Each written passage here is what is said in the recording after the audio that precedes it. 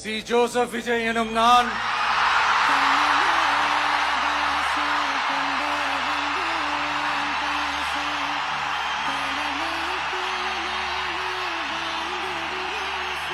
சட்டப்படி அமைக்கப்பெற்ற இந்திய அரசியல் அமைப்பின்பால் உண்மையான நம்பிக்கையும் மாறா பற்றும் கொண்டிருப்பேன் என்றும் இந்திய நாட்டின் ஒப்பில்லாத முழு முதல் ஆட்சியையும் ஒருமையையும் நிலை நிறுத்துவேன் என்றும் தமிழ்நாட்டு அரசின் முதலமைச்சராக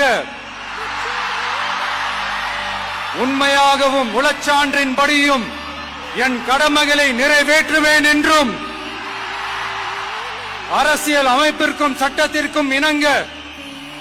அச்சமும் ஒருதலை சார்பும் இன்றி விருப்பு வெறுப்பை விலக்கி பலதரப்பட்ட மக்கள் அனைவருக்கும் நேர்மையானதை செய்வேன் என்றும் ஆண்டவன் மீது ஆணையிட்டு உறுதிமொழிகிறேன்.